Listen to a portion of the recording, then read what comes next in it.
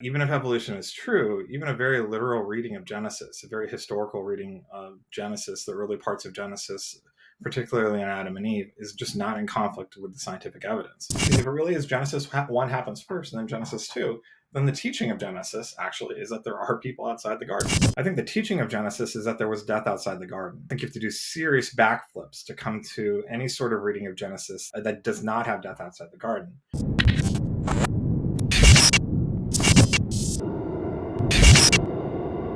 Hey everyone, this is What Your Pastor Didn't Tell You. Today I'm on with Dr. Joshua Swamidass. We're going to be talking about scientific evidence that Adam and Eve might have lived around 6,000 years ago, as well as biblical reasons to think the mainstream science might actually match with the Bible. Dr. Swamidass, how are you doing today? I'm doing well. Thanks for having me. Been looking forward to having this conversation. I'm glad it worked out. Awesome. Okay, can you give us just your background on the topic, education, what you're doing now with, job, education, all that? Yeah, so I'm a scientist and also a physician. So I went to medical school for 4 years, but also a PhD for 5 years in computational biology. Graduated in 2009, and I've been a professor since then at Washington University in St. Louis. So it's a leading medical school. I do scientific work with most of my time, but then somehow I got kind of landed into these conversations on origins in the Christian faith. I wrote a book called The Genealogical Adam and Eve, which you read, right? And then a few other people have too. And so I've been getting asked to explain kind of some of the science related to human origins and how it might or might not relate with Christian theology quite a bit over the last few years. Awesome. And can you just give us a general overview of, I guess, what the book talks about, as well as, your main views in it? Yeah, so my book is really written from the point of view of mainstream science. So I affirm evolution, old Earth, all that sort of stuff. That's not the point of contention for me, or that's not really anything I'm disputing in the book. I mean, I affirm those things personally, anyways. But what I'm really looking at and really examining is kind of the assumption that a lot of people have had that if evolution were true, then we have to really modify traditional readings of Genesis. That I think is really misguided. Now, you might want to read Genesis differently than how most readers of Genesis have read it over the last 2,000 years, and you're welcome to do so. But the point that I'm really making in this book is that there isn't a reason to do so because of science, or at least mainstream science. That even if evolution is true, even a very literal reading of Genesis, a very historical reading of Genesis, the early parts of Genesis, particularly in Adam and Eve, is just not in conflict with the scientific evidence. Could you talk about what about your book would almost or pretty much all of young Earth creationists would actually believe with or agree with? Well, I think it's not just young Earth creationists, it's also old Earth creationists too. I think they generally affirm several things about my book. One is that I'm affirming that Adam and Eve could be historical individuals in the past, real people in a real past. That I'm even making space for the de novo or special creation of Adam and Eve without parents. They really affirm that. They affirm. They also agree with my affirmation that I have in the book of the Chicago Statements on Inerrancy. Those are all pretty big things for many of them. Also, the idea that we all descend from Adam and Eve. These are all things that from a theological point of view, they really want to affirm, and they see that I'm affirming it. Another thing too, it's a little bit harder to explain, but I hear it often, so it's worth mentioning, is even when they disagree with me, quite often they will comment that they really agree with and affirm what they see as a high view of Scripture. Which is a sense that I'm really prioritizing what Scripture says in a way that they understand, and I'm reading it in a way that they understand, even if they're going to disagree on particular points. Yeah, totally. So on those disagreements, could you talk about what maybe the issues someone like a young earther or old earther might have problems with? Well, to be clear, some of them end up not having problems with it and kind of end up saying, okay, well, this is something legitimate and I'm okay with it. And some of them even end up adopting it. So that happens a fair amount of time. Then that raises questions about whether or not they're really old Earth creationists or young Earth creationists too, right? But then we're getting to definitions. For those that do struggle with it, there's a couple points. One is some, like William Lane Craig, would really prefer Adam and Eve to be a lot more ancient because they don't like the idea of fully human people outside the garden. And there's theological reasons why he really comes to that. I think they're more presuppositional than grounded in scripture, but that's where he's coming from. And so for that reason, he'd object to it on those grounds and really want to see Adam and Eve more in a more ancient date, like maybe 700,000 years ago or so. For young Earth creationists, a common point of continued contention is really about whether or not the flood of Noah was global or not. And I don't really discuss this in my book because I think a lot of people have addressed this, and that's not that hasn't been an ongoing point of contention. It's probably particular to some people who just need to get a bit more acquainted with that literature. But I'd say that it's really hard to read Genesis as talking about a global flood because they didn't have a concept of globe. So I would say that it makes more sense to understand it as a regional flood. It destroyed like a nascent civilization, and that's actually very consistent with what the scientific evidence shows too. So that's not really a problem unless we're really wanting to read globe into Genesis. Gotcha. Okay. And so just for clarity, I mean, to a lot of people, it might seem a little crazy to think that, Adam and Eve could have been created out of nothing, and somehow that fits with mainstream science. Could you explain how that all works as far as? Yeah. So let me explain what I mean a little bit more Yeah. by Adam and Eve and what I mean Yeah. by evolution, because both those are pretty contested terms. So by Adam and Eve, I'm really talking about like how most readers of Genesis has understood them, and I kind of put out three key points for what I'm saying is the traditional understanding. One is that Adam and Eve were fairly recent, let's say less than 10,000 years ago, that they were created without parents, were specially created or de novo created, however you want to frame that, but they were created without parents in a special way. And three, they were that they're ancestors of everyone in our era, in our theological era. All right. So, which of those is most important? So, if you look at church history or reception history, I think it's pretty easy to figure out which ones are most important and why. So, the most important one is that last one of universal ancestry, or because of something called the monogenesis tradition in the church. So large parts of the church have really even have gone so far as even deeming it heresy to say that we do not all descend from Adam and Eve. Second after that would probably be the de novo creation of Adam and Eve, or creation without parents. And that's come up repeatedly. And often there are theological reasons that people think that's important for things like original righteousness, but often it's because of, it just seems to be on a plain level what Genesis is saying. And so a lot of interpreters of Genesis have just thought that that's what it meant. And some have thought it's very important too. A great examples of that in recent times have been Tim Keller on one hand, but also, people like Derek Kidner, and going back a little more history, like, B.B. Warfield, they all thought that this was important. All right. And the last one that's probably the least important, though some people think it would be important still, is whether or not they were recent or ancient. So, did they have to be, 10,000 years ago or less, or, 15 or 20,000 years ago, or could they have been hundreds and thousands of years ago? So those are kind of like the three things that I mean by Adam and Eve and kind of the relative importance. To just repeat that so people got it, it was, de novo created, ancestors of us all, relatively recently. Now, by evolution, that's also a contested term, and all I'm really meaning by that is common descent, which means that humans share common ancestry with the great apes. That if you go back far enough in our family trees, both us and chimpanzees or gorillas, orangutans, and bonobos, eventually you'd find populations from which both of us descend. And I don't mean to actually say anything about how the change happened. So, I have no problem with God being involved in that. I think it's largely by natural processes, but even then, God created those natural processes, and He could also miraculously intervene.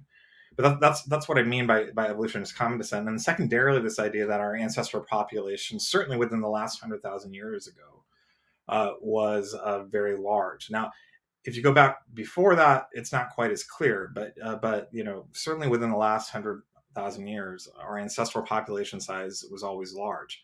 So those are the two key findings from science there. Now, if you take those three findings, I mean, there's three statements about what Adam and Eve is, and those two statements about what science is telling us, or mainstream science is telling us. Most people did not see that these three things could be true at the same time. You either had to, you either had to get, kind of modify something over here about what Adam and Eve is, take one or two, or maybe take none of them as being real, or you kind of got to modify some things over here and kind of be in a position that's really in tension with mainstream science.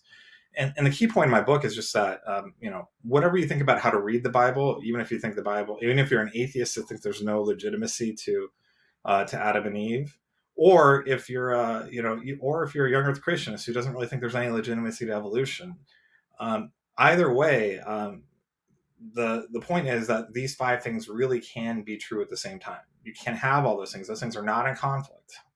And so that's not a reason. So therefore, evolution isn't a reason to reject Adam and Eve, and Adam and Eve are not a reason to reject evolution. Right. That's very well said. Okay, so obviously some people are going to be like, oh, okay, well, what about this? And pointing to the Bible. But let's talk about the scientific evidence first here. So, as in regards to genetic evidence, we hear all the time like, Adam and Eve couldn't have been the genetic ancestor of us all. Could you talk about what they mean by genetic and explain, like, how do we come to that answer? Well, so first of all, the scientists that said that that were wrong. It's actually not true. And they've even acknowledged that publicly, fairly quietly, and then went on to delete several articles that they've had saying that. So the idea that Adam and Eve couldn't be our genetic ancestor, that's true if they're very recent, but if Adam and Eve were ancient, they really could be genetic ancestors of us all too. So that's the first point to make.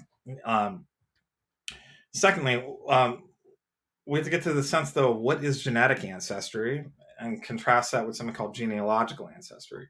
So genetic ancestry is a very technical and strange sort of ancestry that we only really have any sense of, from science, and very recently in science. And what it means is that we inherit by direct descent DNA from a particular individual. If we do, then they are our genetic ancestor. If we get DNA from them, then they're our genetic ancestor. If we don't, then they're not our genetic ancestor, okay? But obviously, the Bible doesn't ever talk about DNA or genetics or genetic ancestry, right? But it does talk about something else. It talks about like offspring and begetting and genealogical lines. That is something different, and it turns out that you can be a genealogical ancestor without being a genetic ancestor. That means that not all of our genetic ancestors pass us DNA. And from that point of view, that distinction ends up doing a lot of work, and it really opens up the possibility, when you understand that what science is saying is something really different as well. Actually, what if Adam and Eve were our genealogical ancestors, but not necessarily our genetic ancestors? What then? And then we find out from a scientific point of view, well, if that's the case, that would just mean that there were people outside the garden, if Adam and Eve were recent, but most likely they would, if they existed, most likely they would be ancestors of all of us. Very fascinating. Okay. So you mentioned genetic ancestry and how we can actually have Adam and Eve as our genetic ancestors. I'm under the impression, correct me if I'm wrong, but I'm under the impression that Adam and Eve could have been our genetic ancestors, but that they wouldn't have been a couple, and we have maybe even evidence to say that they weren't a couple. Is that correct, or could you clarify that for that? Well, it depends on the timing. So, Okay. so if you mean like within the last 100,000 years, well, so here's the thing. Even if they were for 100,000 years ago, it's possible that we all have DNA from Adam and Eve, but also DNA from others. Does that make sense? That means that they would be genetic ancestors of all of us. like a single couple Mm-hmm. that were paired. And That's entirely okay. possible. And if they go back 100, like maybe, half a million years ago, 500,000 years ago, it's possible Mm-hmm. that we all descend from Adam and Eve that was a paired couple, and we get all of our DNA from them, or essentially all of our DNA from them. I mean, I'm going to leave out things like cold viruses and stuff like that, but so they could be the the only primordial couple from whom all of us directly get all of our DNA. Does that make sense? Yeah. So when I hear claims like that, like, mitochondrial Eve, uh, and I mean, I've heard a lot of people, different So people this say is that, different than all right, mitochondrial Eve. So mitochondrial okay, Eve and Y chromosome Adam have nothing to do with what I just said. So hmm, so if Adam and Eve exist, the chances that they are mitochondrial Adam and mitochondrial Eve are essentially zero. Um, no matter what your theological position on Adam and Eve is. So I'm not talking about them. Rather, I'm saying that our ancestral population could dip down, consistent with the evidence, but not indicated by it necessarily. It could. It's consistent with the evidence to say that our ancestral population 700,000 years ago was just two individuals. Does that make sense? and that's yeah, is that genetic and Then they would be genealogical or just universal one? genetic and universal uh, uh, genealogical ancestors. But even if they were, let's say, Mm-hmm. 100,000 years ago, okay, and they lived, it's very possible.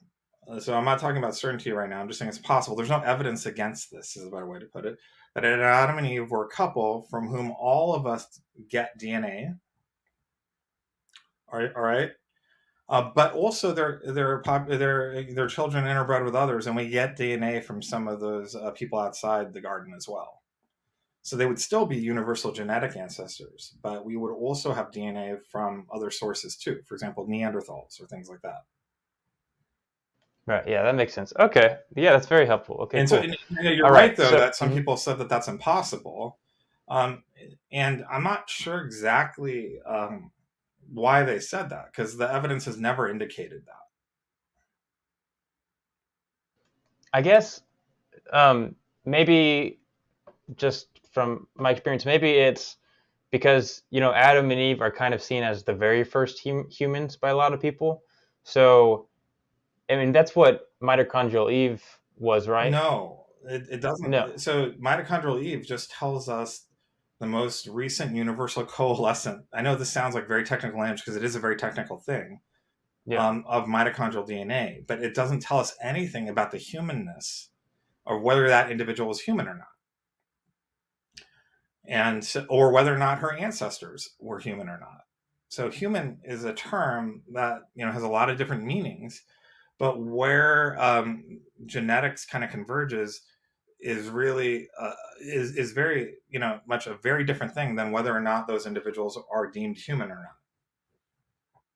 Right. Yeah. Okay. So even if Yeah, that's I very mean, fascinating. mitochondrial Yeah. Eve is a real thing that exists, but Uh-huh. it's not sensible to think about mitochondrial Eve as the first human. That makes no sense. um, Okay. or Y chromosome Adam. I mean, it's a real thing Hmm.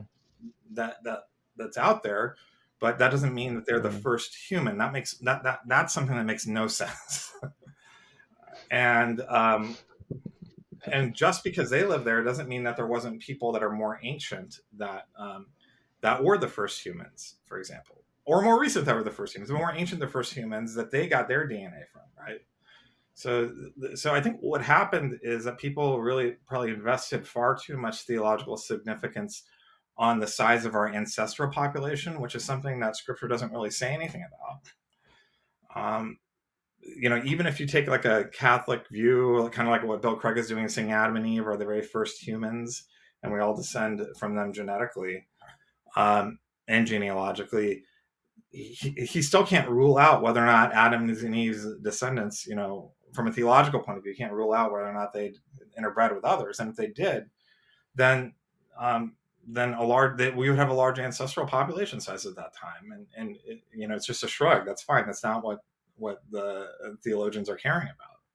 So I think people just invested far too high significance on large ancestral population sizes, and then they overstated the evidence for large ancestral population sizes too. That's very interesting. Yeah, it seems like there's a lot of confusion, maybe misinformation out there. Uh, can you talk about? I mean, you talked about a bunch of scientific claims there, and I would assume that there is some disagreement in the scientific field. I mean, your what you say is scientific and for genetic and genealogical evidence for Adam and Eve? I mean, is that consensus in any way? Yeah, I mean, so what I'm saying here, the scientific claims I'm making here are consensus science, as far as I know. I mean, consensus mainstream science. Even in the organization that we're talking about too, without naming them, really was Biologos, and Dennis Venema and a lot of them. They really, I mean, they've acknowledged in private often, and in a couple places in public, that they were wrong, and they've gone on to delete several articles where they made those claims. I mean, it's not the most transparent or upfront way to handle this, but it does make clear, at least, that they know that they were wrong when they were making those claims. And so that's an indicator of consensus. And they still do have kind of they still do make false scientific claims on a fairly regular basis. But I think they just may not have the the expertise to be clear about that. That's a possibility, and I mean that's probably something for them to figure out and explain. But I think for the most part, when it comes to these claims, they really did overstate that evidence, and they've acknowledged that, at least in some places in public. And like I said, they've gone on to delete several articles making those claims. So that's all. Those are all indications of consensus. Other places too is like my book, and a lot of the claims I'm making here have all been endorsed by secular scientists that aren't even Christians, that don't think the Bible's true, and when they look at what I've written about this, they're saying, no, this is accurate, this is correct, this is actually what the scientific evidence is showing. And so I mean, all these things are indicator not merely of just a peer-reviewed paper, but something far beyond that, about that this is actually really, this is really what the consensus is in science. Now, there's certain things that science doesn't tell us. Now, there is no consensus that Adam and Eve existed, but that's because that's a claim that goes beyond the evidence. Rather, the claim is that if they existed, in particular time frames, the chances are that they would be genealogical ancestors of everyone. Or that, that the genetic evidence for a large population size doesn't actually extend back farther than, about 500,000 years ago. These are all statements that are, consensus science. Yeah, it's very interesting, that whole scenario, because you had people that were Christians saying that there was no evidence for, a scientific Adam and Eve, but uh, but then you come and you're like, no, there's no evidence against the proposition. Well, they were And not just saying there's no evidence for it. It's really important to understand. They were saying that they had strong genetic evidence against it. And I said, well, that's not true.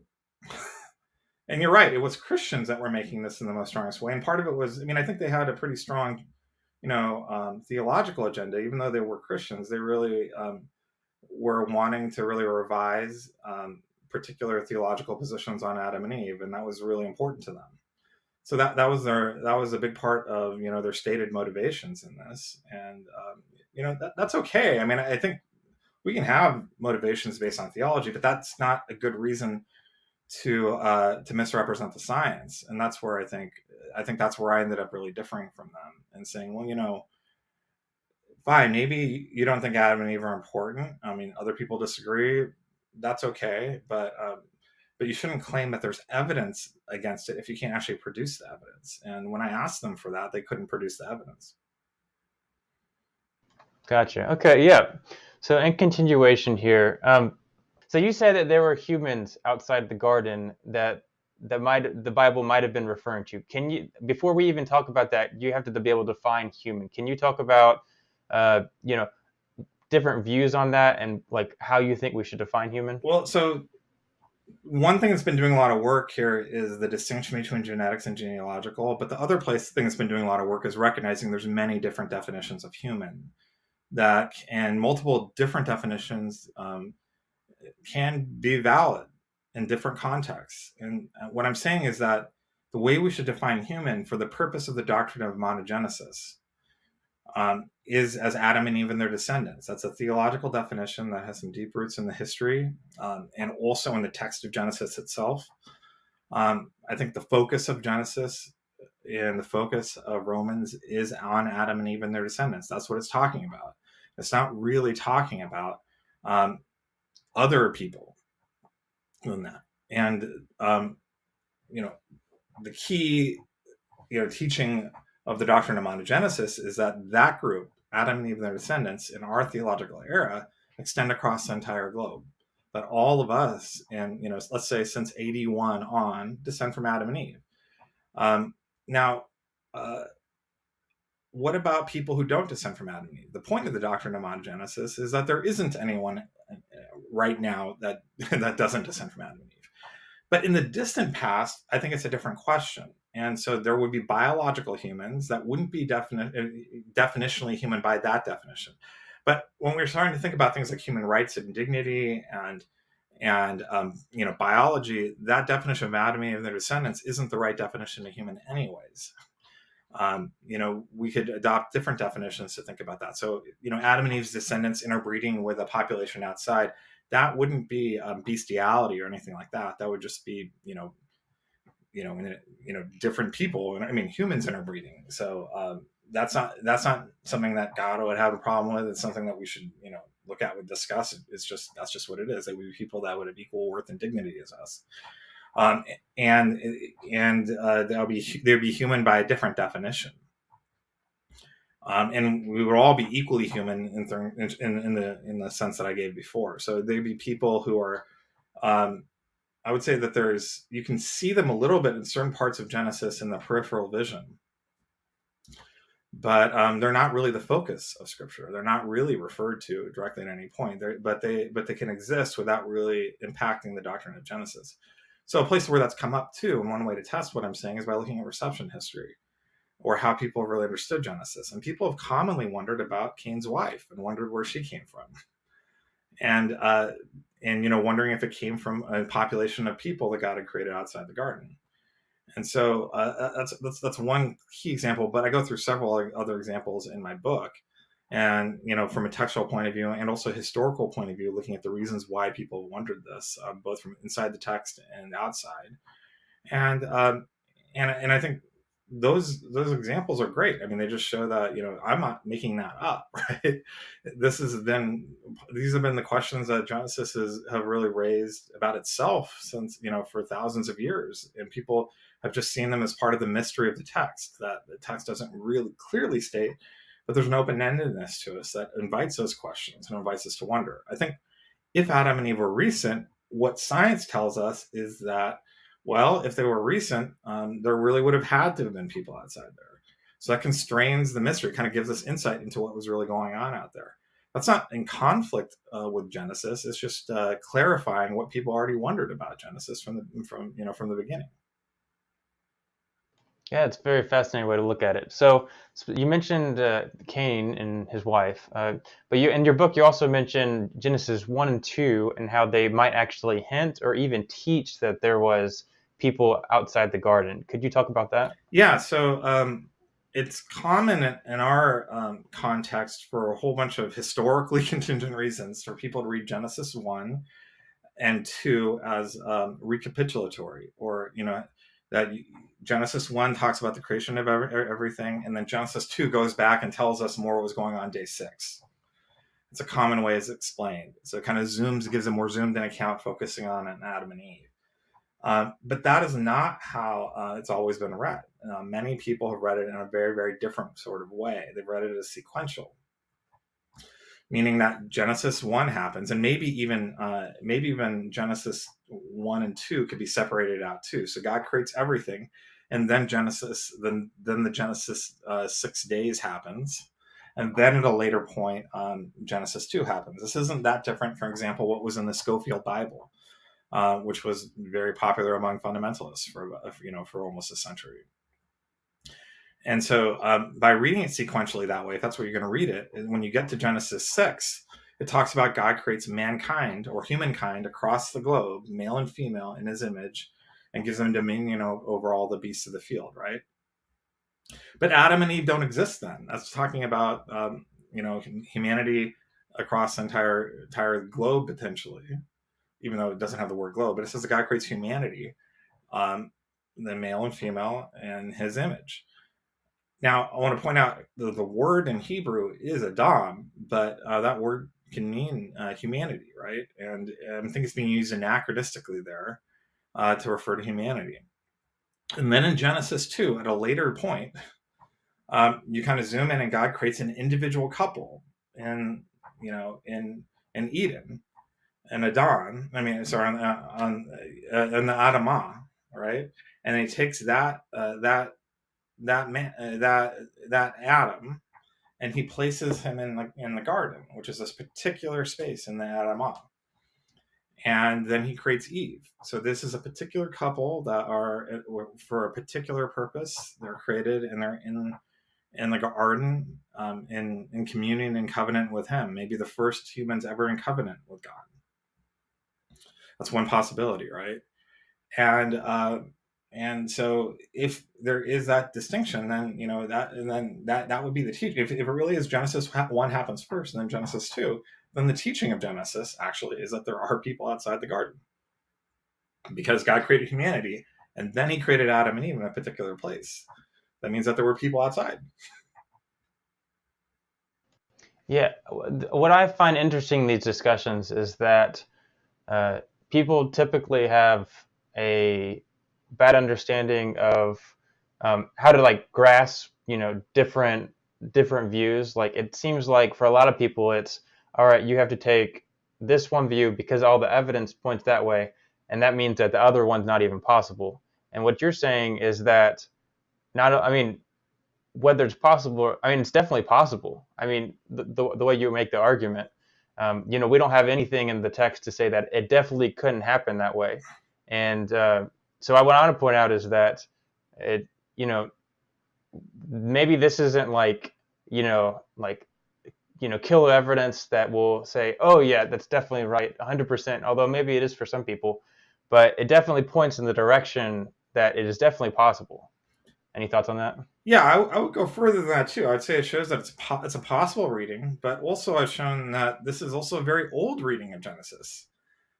So it's not that this is a reading of Genesis that I came up with in response to evolution. That's not historically accurate, because there was a lot of people wondering about this who rejected evolution. There was a lot of people who wondered about this that had never heard of evolution. So when people are you kind of see that sort of broad representation in history. That's good news. It shows that this isn't really twisting the test. It's more of a recovery of how people have read Genesis historically, and that gives it even a stronger basis. Now, I wouldn't want to say that we should rule out a recapitulatory reading, which is more common right now. So I'm okay with people taking that view, and there's very smart people who take that view. I think that there's a lot of layers to Genesis, and I don't want to be too rigid about it myself. But even if one is to take that type of reading, then that doesn't rule out people outside the garden. It just doesn't have a Genesis teaching it. Does that make sense? So yeah, well said. Just doesn't comment. Yeah, so it right. just doesn't comment on it. So I have no problem with that sort of reading, and it just means that Genesis doesn't ever directly mention them. And that's okay. You can read it that way. It's not necessarily the way that I think that makes the most sense. But and I think that there's a few backflips happening there. But I think the bigger problem is if people want to argue that that's the reading that Genesis demands, because Genesis does not seem to demand that reading. That's a possible reading too, and I don't think that we can rule out this idea of there being people outside the garden. Mm-hmm. Gotcha. Okay, so you mentioned Cain's wife. Can you explain that a little bit deeper?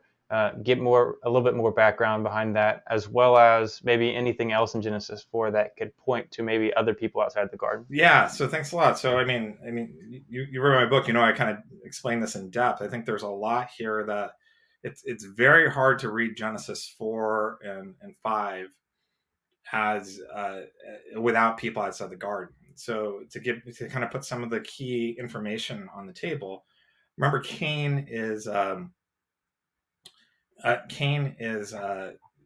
becomes the first murderer described in Genesis, right? He kills his brother Abel, and God puts a mark on him. He was fearful about what's going to happen if he goes out there, and God seems to endorse that fear by kind of putting a mark on him, saying, doesn't tell him there's no reason for him to be fearful. Says, well, maybe there is. Well, let me put a mark to protect you, and then kind of sends him out. And then all of a sudden, he's building a city with people in it. And he talks about his wife giving birth to a kid. And in fact, we follow Cain's lineage. You see what happens in Cain's lineage. You see his genealogy.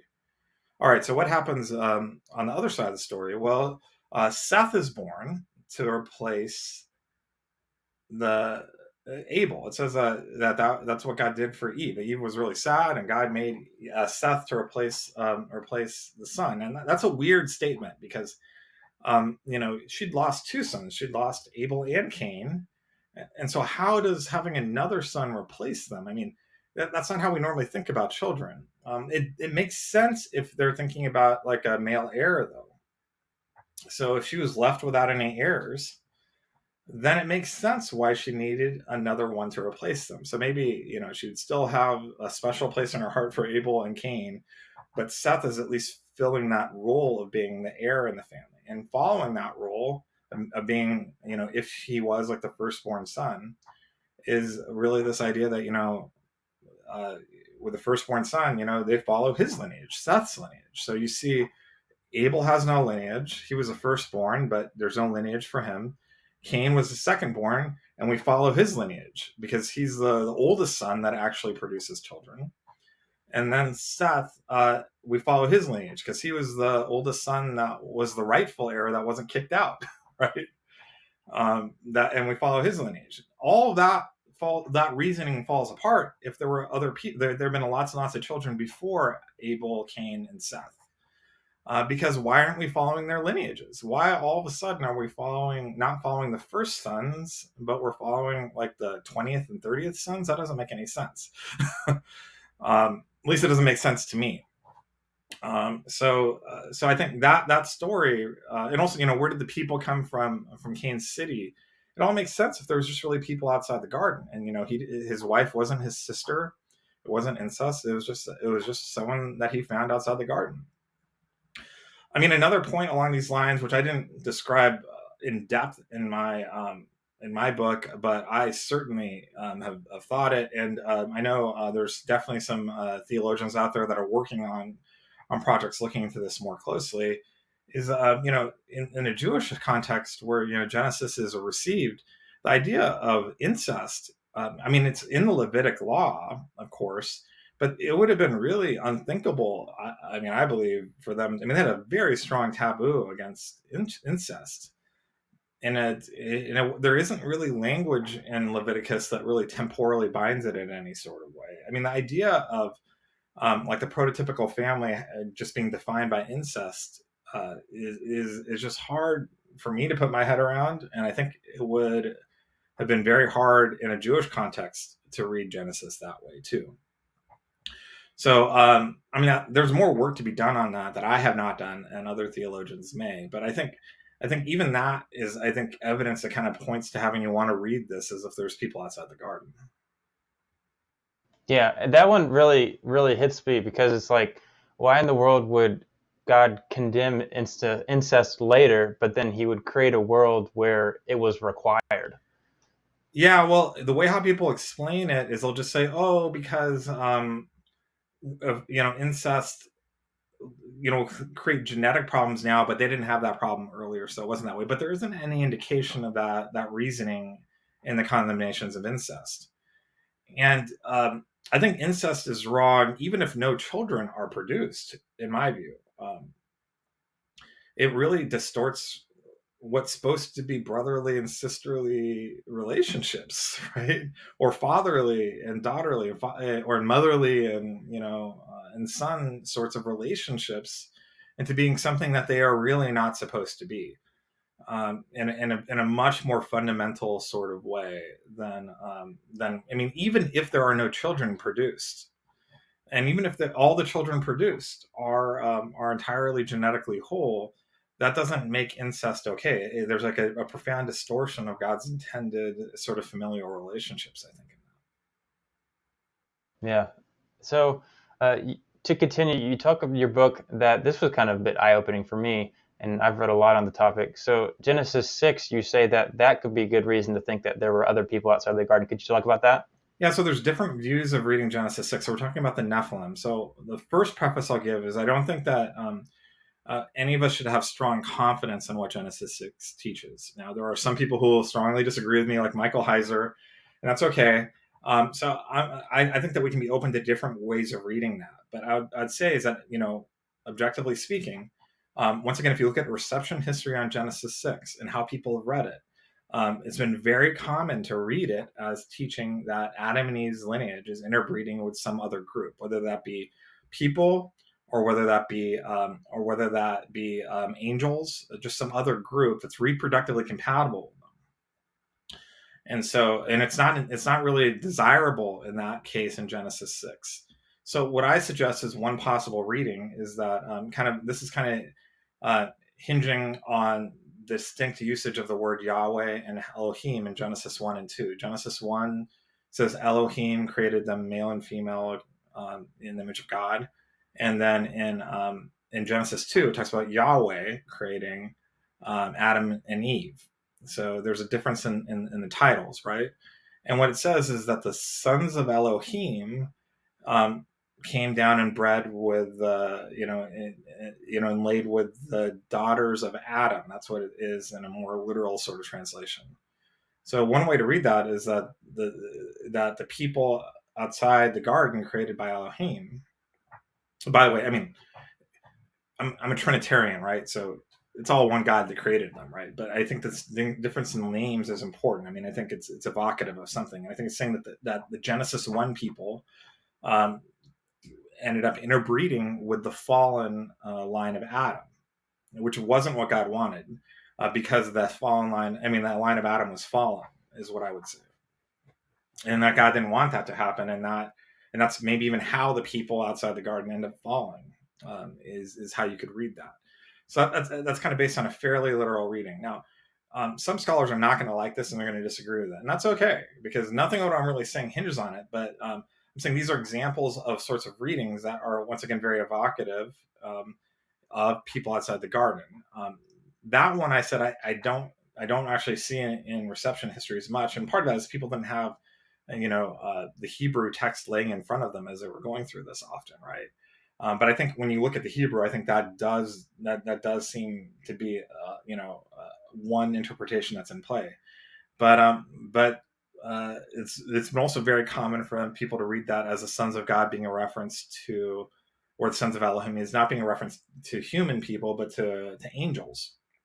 So that would be how Heiser reads it. Michael Heiser reads it, and that's actually a fairly common reading that you can trace back to even before Christ in the Book of Enoch, and no one has really taken these sorts of readings to be in conflict with the doctrine of monogenesis.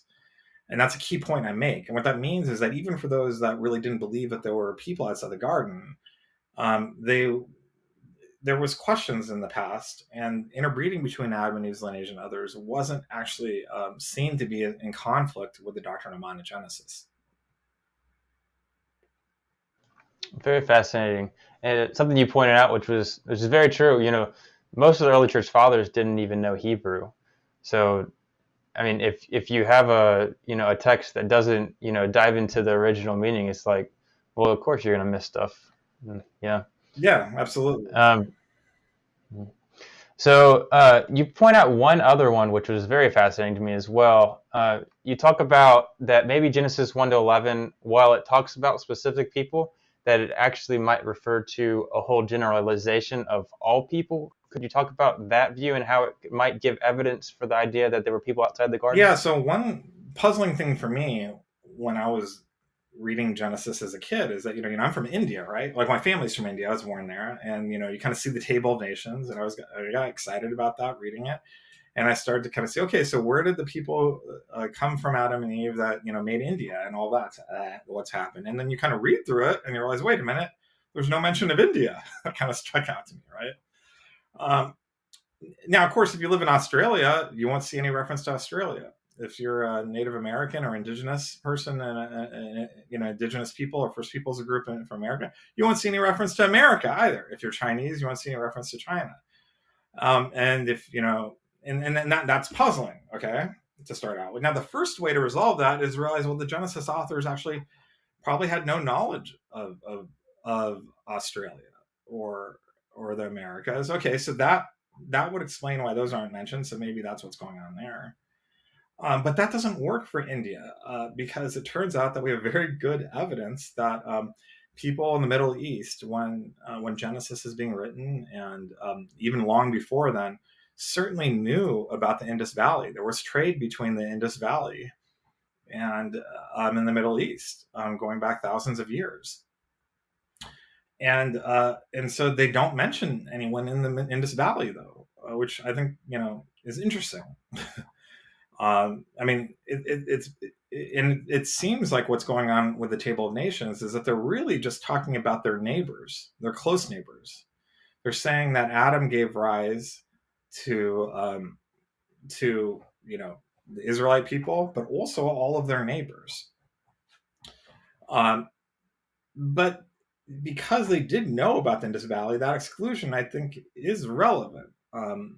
It means that they did know about people outside their land, but they weren't actually stating in Genesis that Adam gave rise to them. Now, if that's true, and they knew that those people existed, that means that they were indeterminate about where those people came from, where they were people outside the garden. Now, how does that fit in with the doctrine of monogenesis? Remember, there's a temporal component to this. Everyone can agree or should agree that Genesis was written long before Romans is written, and Acts is written, and it's really Acts and Romans and First Corinthians that are really the key scriptural passages from which the doctrine of monogenesis is derived. Romans 5 being particularly important. And so I just point out that maybe what's going on here is that there is that this temporal component is important. That Genesis doesn't even really present Adam and Eve as the ancestor of all people across the globe. It's only really later on in Genesis where we can kind of make the theological extrapolation, I think, in a very valid way, to think that it's teaching that Adam and Eve extend across the entire globe. Interesting. So, of course, in your view, your model of this, it's actually quite simple to say that by the time we got to the New Testament, we were actually, like, Adam was the genealogical ancestor of us all. So even though there are other ways, that people get around that, you don't even need to do that from a scientific perspective. Yeah. And so I think people did try to get around this in various ways, and just and most of these people, to be clear, were very well-meaning people that were just trying to take science out of face value how it's being presented to them, and they weren't even scientists themselves. Just it turns out that a lot of those sorts of innovations were not necessary. And it's not really clear, for many of the people out there that were making those sorts of proposals, whether they would have made those proposals if they knew what we knew now. That's very interesting. Okay. So, one obvious one for me, I mean, you mentioned that there's New Testament reasons to think that, Adam's the genealogical ancestor, but in Genesis 3:20, it says that Eve is the mother of all living. And, if we're talking about a face value reading of the text, it seems like Eve and Adam, or Eve is the mother of all of the humans around there. Well, that can't be the case. Is that the view take? Or? Well, so first of all, let's read it literally. It means we actually have to care what the text says. First of all, it's not God saying, it's Adam and his fallen state saying this about Eve. So that actually raises a question. He's saying that she's the mother of all the living, and this isn't kind of in response to a curse being given by God. So we don't actually know if this is kind of like a defiant sort of statement by him that isn't actually true. That's one possible reading. But let's say that he's correct. But that could only be something that was going to become true, because at that point in the narrative, Eve isn't the mother of anyone. And the only human that's mentioned in the text is Adam. And is he Adam's mother? I mean, sorry, is she Adam's mother? Of course not, right? So she's neither a mother, nor is she a mother, nor is she the mother of the one living person, the one human around her. I mean, of course, she's not, the mother of any of the animals either. So, she's clearly the mother of no one at that point in the story. So that's why actually most translators, or many translations, what they'll do is they'll insert into it, because of the context, and I think this is a valid thing to do, as they insert into it the word become. They say that she will become the mother of all the living. Like I said, because the narrative presents pretty clearly, I would say, her as not being the mother of anyone until, because her children come later in the story, right? I mean, of course, you could insert children there that didn't really exist. That still leaves Adam, who isn't actually a person that she's the mother of, right? So that's why most translators or most interpreters have read that as become mother of all the living. And some translators, that even go so far as to insert the word become, even though it isn't actually in the Genesis statement. So it's a title given to her that, if we're going to read as a true statement of her, it has to have the word become in front of it. She will become mother of all the living. And that isn't a problem either, because I'm agreeing with that. I'm saying that she does become mother of all the living. That's interesting. I haven't thought of it like that, but there's a lot of, actually, in my opinion, very poor views. Kind of ways to get out of it is how I see it. Although one that I wanted to get your thoughts on was thinking of it as, so there's all this death mentioned in Genesis 3, where death you are, so death you shall return. Dirt you are, so dirt you will return, and it's kind of a type of metaphor or meaning for death. And but there's all this deathless language, and then Genesis 5. I'm not sure if you're familiar, but it's all about all the people die except for Enoch, and I guess maybe not Noah. But so it seems like there's a lot of death. But then you also have in Genesis 3 talking about how the seed's going to crush the serpent, and then the question is like, well, how are you going to get that seed? And a lot of scholars think that Genesis, the whole entire book of Genesis, is kind of like a narrative displaying like where we're going to get this seed from. But and in that context, it would make sense that Eve is the mother of, or she would become the mother of all the living, because that's where the seed's going to come from, and it's going to be how to not prevent death, but I guess like spiritual death in some regard. Any thoughts on that? Is that craziness? Well, I mean, I don't think it's craziness. I just think that the idea of people outside the garden in the distant past that don't actually extend to this point, that kind of in our current theological era, Eve is the mother of all of us. That doesn't really disrupt any of these historical theological sorts of readings of Genesis. I mean, I think you can just take them really without modification, and that's good. I mean, that's why I'm saying there isn't really a theological conflict.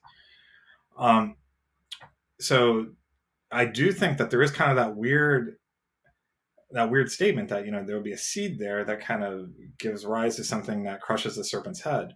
I don't think it really becomes clear until much later that seed is Jesus. So I mean, I think it's true, but I don't know actually if that was really understood by the original authors. I kind of sense that it wasn't, but I think the New Testament authors, they were really thinking that.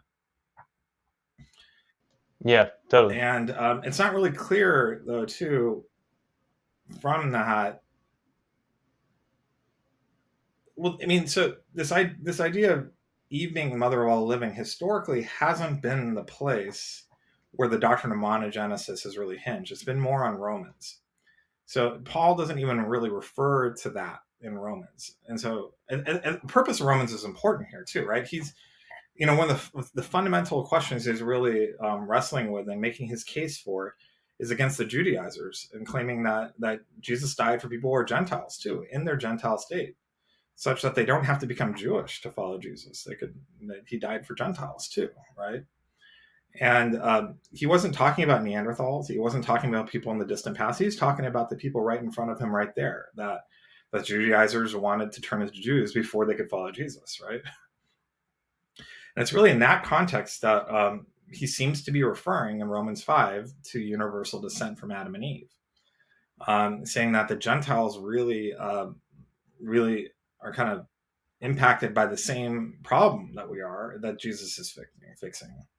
And so, and the only really difference with having the law versus not having the law is whether or not, you're going to be doubly judged for not just doing the wrong, but also breaking the commandment and becoming a transgressor.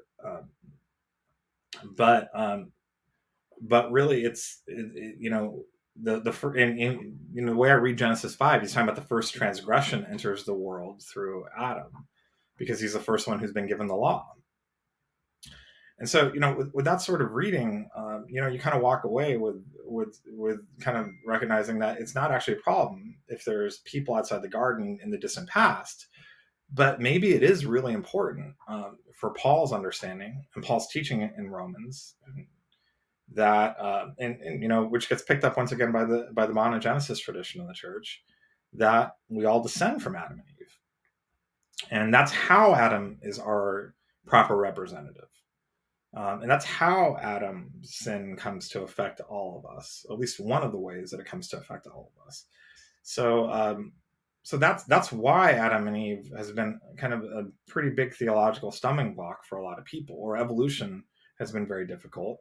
It's because when they read this and they're trying to read it coherently, continuously with historical Christianity, it just becomes to be too big of an ask to say that Paul was wrong on those things. Yeah, it's an interesting way to look at it. Very well said. Okay, so you mentioned this before, but if Adam and Eve are interbreeding with people outside the garden, doesn't that mean that, we're talking about bestiality? No, because bestiality is where a human breeds with a beast. But what I am saying is that those people outside the garden were humans; they were not beasts, and that God intended them to interbreed. That Adam and Eve had a priestly role in the Garden of Eden, and their role and their task was to expand the garden, to extend across the entire earth and welcome all of humanity into a morally perfect and death-free existence in the presence of God. But they failed at that task. So they exit, and they're fallen, but but the people outside are not animals. God was intending their lineages to interbreed from the beginning. They were fully human beings that just had never been in the garden. They weren't morally perfect. God hadn't created them morally perfect, but he also had created them temporary. They were facing death. And so they're humans, just like us, and in those key senses. It's really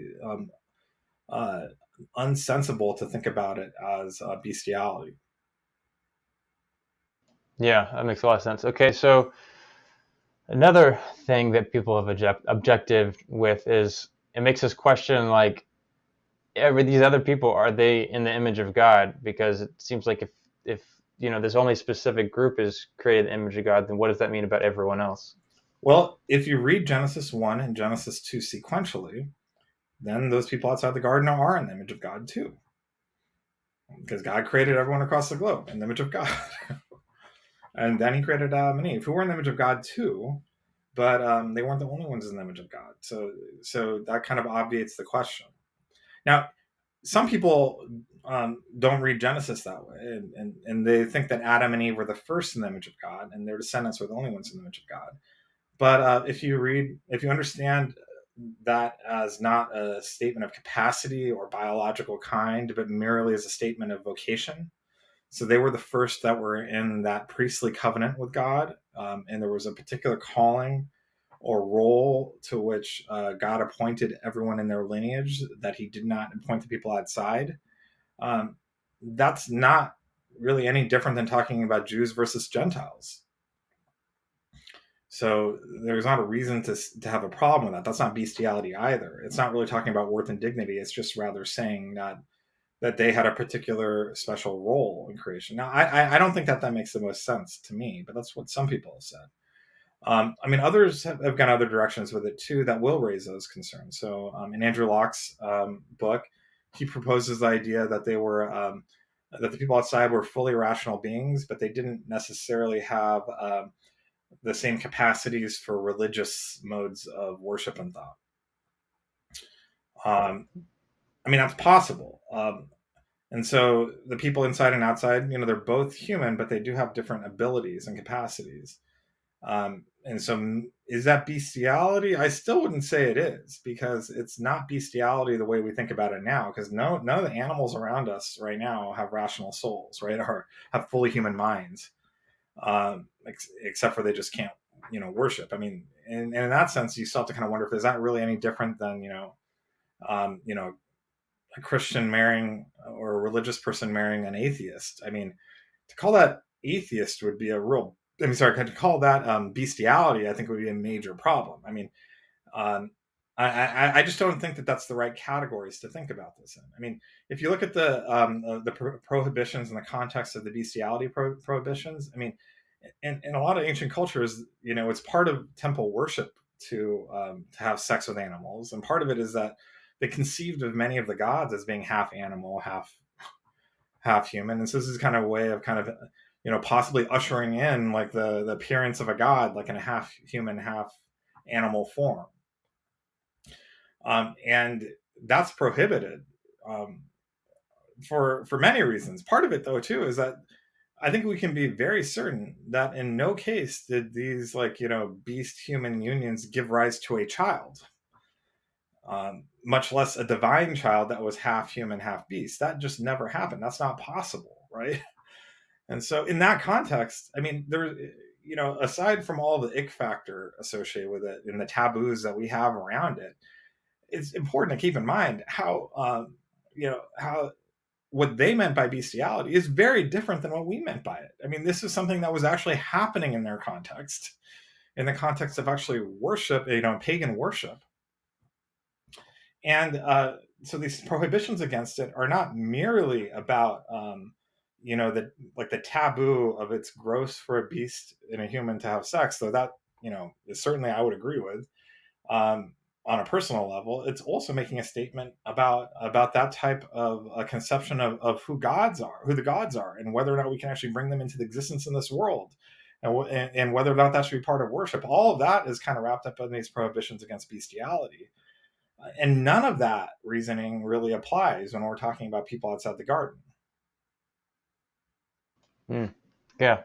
Okay. And so a lot of people have objected that this idea of interbreeding with people outside the garden and entirely not scriptural. Like we don't and we don't see it explicitly taught, so it's almost against the Bible. But there's actually been some people that were against and they were against evolution, and they are still a proponent of interbreeding. Could you talk about those you mentioned in the book there? Yeah, I mean, there's several. I mean, there's a book. I mean, there's several examples of this.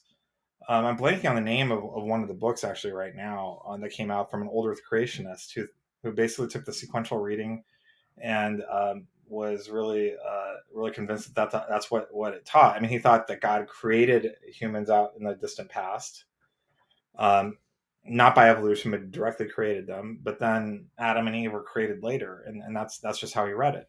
I mean, likewise too, you can see that in the Schofield Bible too. That's probably pretty close to how Schofield understood the situation as well.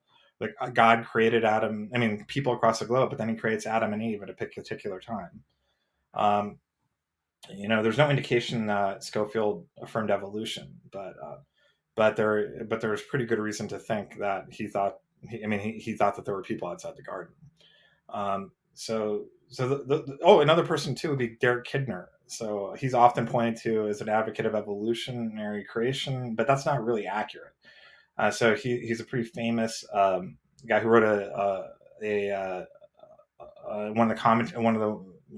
one of the famous commentaries on Genesis, and he has like this big statement that says a couple things. First of all, he says he has no problem with Adam, being a kind of being chosen out of a population. However, when it came to Eve, he really thought that the text is very clear that Eve was specially created. That's the first thing that he says. The other thing that he talks about is that maybe that Adam and Eve, and they were kind of in a population, and kind of the original sin and the fall kind of spreads to everyone else somehow. I mean, he's very vague on what he means. And part of what was going on is that he's kind of really in this context where he didn't think that Adam and Eve could be ancestors of all of us. This is a great example of what he really proposed that. If he had known what we know now, I think he just would have said, "Oh yeah, and we all descend from them anyways." And that's how it happened. That's a historical view. So he's really trying to make minimal changes to the historical account. So he's willing to say maybe Adam and Eve, Adam wasn't specially created, but Eve was specially created. But then we still have to be connected to Adam and Eve somehow. And then those people outside, maybe they really did exist. So he's open to that. I put him in and really kind of explain something pretty similar to what I put out or kind of explored. I think if he'd known what we know now, he probably would have adopted it. John Stott really came to something very similar as well. These are all cases where when you look at what they're stating. Another great one too would be Bernard Rahm. So he kind of lays out several things. He's a pretty famous person. He's probably best categorized as an old Earth creationist. He really thinks the historical Adam and Eve is really important. He really makes a distinction between fossil man, as he puts it, and biblical man. He says that these have to be two different things. And that's what I'm saying too. I'm saying biblical man is something very different than fossil man. That there's kind of the fossils that we found that we tried to understand scientifically, and that's not really what Scripture's talking about. That's not biblical man. You also mentioned Bodie Hodge and Ken Ham in regards to Genesis 6. That's technically interbreeding. Oh yeah. So this is another place too, where basically there's a really great article by Bodie Hodge at Answers in Genesis. And where he kind of lays out all the different historical views that he thinks are biblically sound for understanding the Nephilim, and some of them include people outside the garden. And one of them that's even featured in the Creation Museum is the idea of people interbreeding with angels, right? Or humans interbreeding with angels. Now, he doesn't think they're all equal, but he does think that they're all plausible or possible, right? And I think that's important. And most young Earth creationists do not actually think that there were people outside the garden, but many, I would say a very large proportion, if not the majority, are very open to the idea of Adam and Eve's lineage interbreeding with angels. And none of them perceive that to be in conflict with the doctrine of monogenesis. And so even though they're not humans that are interbreeding, that does, once again, kind of give some pretty strong empirical evidence that shows that what's going on with interbreeding in the distant past isn't actually in conflict with the doctrine of monogenesis, how people have really meant it. Yeah. Okay. Another really interesting person that I never heard of was Isaac LaPerere. Yeah. Okay. Tell us about him. What is important about his views to you? Yeah. So I think so. I spent quite a bit of time kind of explaining his position. So a lot of people, on one hand, will mistake what I'm proposing here as a LaPerere sort of polygenesis, and that's not what's going on. So LaPerere, and it had nothing to do with evolution. It really had to do with the discovery of the New World and finding out that there were people living on the other side of the globe. And that was a major theological crisis. People didn't know what to do with that. The early, church fathers had no problem with the Earth being a globe, but in terms of people being on the other side of the globe, they were all uniform in saying there can't be people living over there because they wouldn't descend from Adam and Eve. And so that you can kind of think about that as an inchoate statement of monogenesis. But then comes the discovery of the New World, when Columbus sailed the ocean blue, right, in 1492. Columbus didn't really quite realize what he was doing when he got there. He thought he'd reached India. Obviously never met an Indian yet. But pretty quickly it becomes clear to everyone else that, well, wait a minute, not only did he discover a new continent, there are people living on that continent. What do we do with that? Now, some people kind of posited, well, maybe Adam and Eve's descendants got there somehow. Maybe there was a bridge over to there at some point. LaPrere took a different approach. His view was that so he read Genesis 1 and 2, saw them as sequential, and saying, well, maybe God created people before Adam and Eve, pre-Adamites. Okay.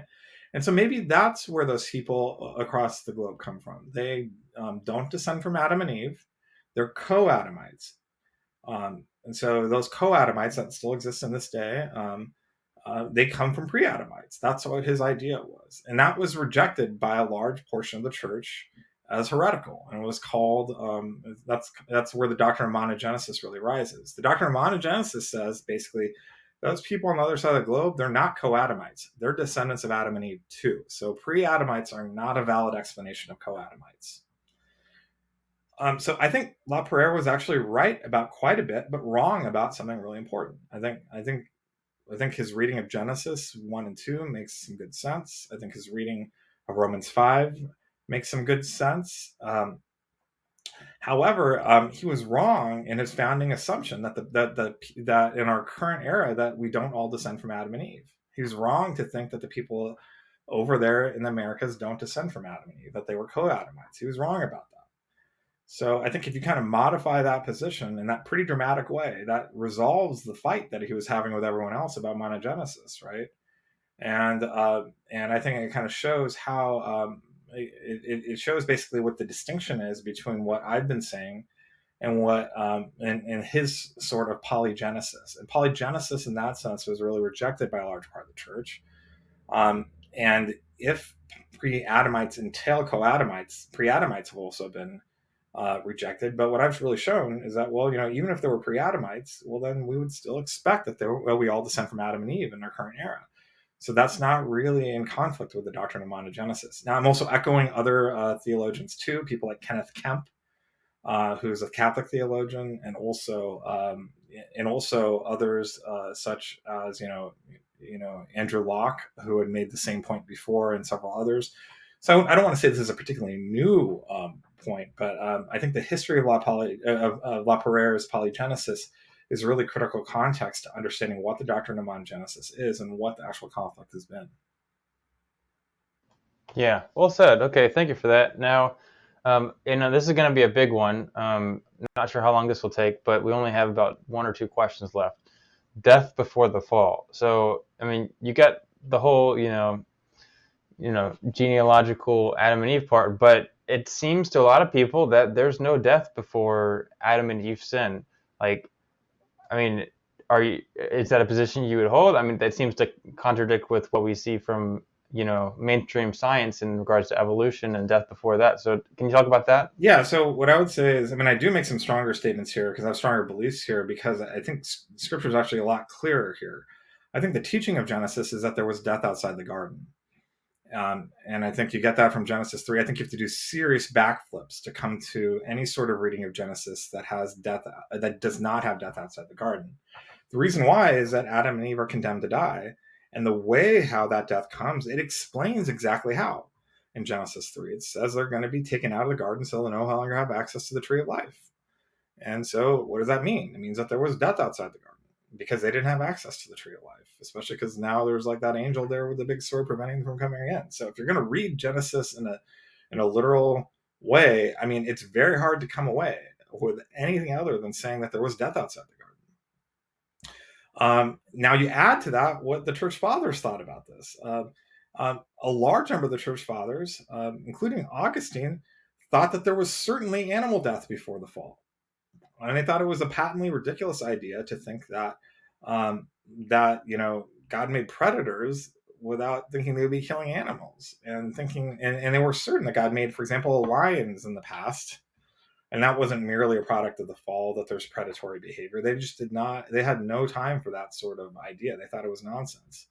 And so the idea of there being animal death outside the fall, before the fall, the historical Christian position is just not had that concern in the way you see among some young Earth creationists.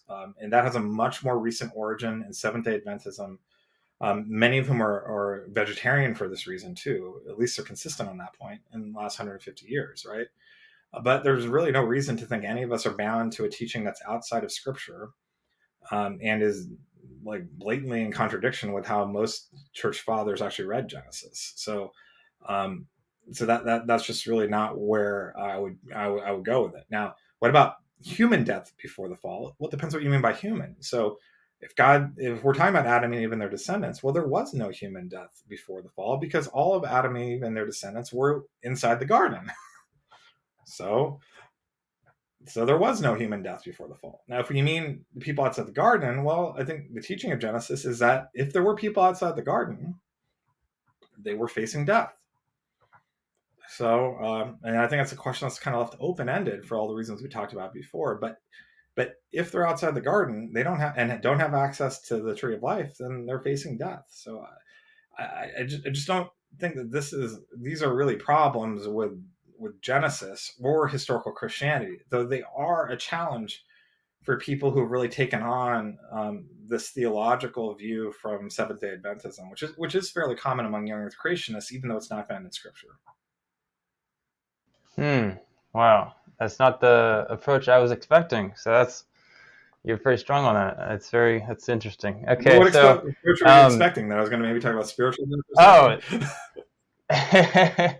no, it's typically in these discussions, it's like, someone like Ken Ham, very, very confident, and then you have the scholars like, I don't know, it's hard to tell which one, and you seem to be very confident that Well, I mean, it's that. yeah, I mean, let's just say like academics we're really trained to hedge everything we say, and we're not trained to communicate with the public. So and that really creates problems because we are often very informed about the things we're saying, but then we say that in a kind of these backwards way that you kind of have people who are maybe even at times a little bit less educated or coming out with confident statements, and people in the public are just more prone to take that. In this case, though, I mean, I'm very circumspect in places where that's warranted. I mean, you can even see that throughout this conversation. But this is one of those places where I think, look, if the goal is to read Genesis in a literal, plain face reading like Ken Ham says he wants to do, then let's read it that way. If that's what the goal is, and if you read it from that hermeneutic, I don't know how you come to the idea that there isn't death outside the garden. That turns out to be, I mean, you're taking some liberties with the text that are not plausible from that. I think from really any reading of the text, let alone a literal reading of the text. That's awesome. But no, I mean, that makes a lot of sense. Okay, so you talk about death, but what about sin? It seems like sin starts at Adam and Eve. But then when we look, like, throughout history, as I said, there's a lot of death. We have evidence of, some type of human ape-man-like creatures hitting each other and all this other stuff. So, I mean, what are you saying, that's not sin? Like, how could that not be sin? Well, it depends what you mean by sin, and like let's see where this all comes from. This comes from Romans 5, where if we pulled that out and read it, um, it actually seems to be saying that it's not actually meaning that there wasn't any sin before Adam, and in fact, we get that from the Genesis story itself, because clearly the serpent is sinning even before Adam sins, right? Um, so what's going on there? I mean, historically, to be clear too, there's been this view of the cosmic fall, that before Adam fell, that all the angels fell with Lucifer, or not, 1/3 of the angels fell with Lucifer. Think about that for a moment. That means that, was that sin? Well, clearly, when Lucifer rebelled and all those angels, that's a lot of sin before Adam, and that's like been a very common view in the church. For a very long time, had nothing to do with evolution. It just has to do with the idea, like, well, where does the serpent come from? Is the question they're asking, and and like what's going on. So their idea being a cosmic fall, that really undermines the notion that Adam's sin was the first sin. That I don't think is really what Scripture's teaching. You could say it's a first sin in the story, sort of. I mean, if we kind of ignore the serpent for a moment. And in that sense, it's the first sin. But Romans is actually fairly clear about this, as far as my reading. Maybe it's not clear because others disagree. So in an empirical sense, it's not clear. It seems pretty blatant to me. when you read Romans 5:12-14, what it says is that there's many different types of sin. And so there's sin that's just merely wrongdoing, but there's also sin that is transgression, which also involves breaking God's command. And the law, all the law does is it doesn't prevent us from doing wrong, but it makes that wrong transgression, because now we're actually not merely doing wrong, we're also violating God's command in doing it. And so when you read Romans 5, he seems to be saying, I'm not saying that there wasn't any wrongdoing before Adam and Eve, but that it wasn't the wrongdoing that led to death. It wasn't transgression. So I think what's going on here is that what's saying is that Adam and Eve are the first that were given a direct command or direct edict from God. They were the first that were given a law. And they didn't merely do wrong. They also broke his law at the same time. So they're the first transgressors. So what do you think then about what looks to be like sin in the fossil record? Well, okay, maybe it was sin, but it wasn't transgression necessarily. They could have been violating their consciences. They could have been violating the moral norms around them. They could have been doing something that God didn't like, but they wouldn't be necessary. I mean, they wouldn't have been breaking God's law if they'd been never given that law. And I think that becomes different about Adam and Eve is that they're just the first ones that were given a law, and they were breaking that. And in that sense, they became the first transgressors. And so with being transgressors, there was more consequences associated with that. I really appreciate it. That was really great. Okay. Thank you so much for coming on. That's all I have for you. I think you explained that really well. I think people will get a lot out of this. What other resources can you give us, point us to for people that want to learn more about your views? Yeah, so definitely go to peacefulscience.org. It's peaceful, one word, two words kind of joined together, and no space or anything, .org. So there's a lot of articles there from several scholars, not just me, kind of exploring different angles on this from different points of view. You can join our mailing list too. There's a lot happening. We're trying to make sense of some of the stuff together. There's also a lot of people that have been talking about my work outside that. So honestly, if you just Google, you'll find just quite a bit of stuff. I've been really fortunate with my book coming out that a lot of people have engaged with it. We're at this point nearly 3 years after it was published, and you're doing a podcast on it. That's really great news. That means that people are still really engaging it and talking with it and citing it and that sort of stuff. So I think what's going on is that my book really cleared up a lot of confusion people had about the science. So people who even ended up really disagreeing with me on some of the theological points I made here, people like Bill Craig and Andrew Locke, ended up taking it up and kind of going different directions with it. There are 2 books too are really great ones to go into, but what helped is just that my book kind of created that space for that. Another book too is The Generations of Heaven and Earth by John Garvey, that kind of gives a biblical theology approach to this. So those 3 books, if you care about the theology, are all worth reading. One is John Garvey's The Generations of Heaven and Earth, Andrew Locke, The Origin of Humanity, and Bill Craig's In Quest of a Historical Adam. Awesome. You also have your YouTube channel, which you post often. Yeah, it's normally small clips and that sort of stuff too. Yeah, and there's also a Facebook group too. But yeah, I think there's a growing community that have just realized that there is just not nearly as much conflict here as we thought, and that there's some real advantage to really trying to give a clear and clean, accurate account of the science that makes space for the best theology. Awesome. And Peaceful Science is the name of the YouTube channel, and I guess your Facebook group. And did you tell us the website name? Peacefulscience.org. Yep. Okay. Awesome. And they'll all be in the description, so it'll be great that everyone can check those out. All right. Thank you so much for coming on here, Dr. Swamidass. This has been great, and I hope you have a great rest of your night. Thanks a lot.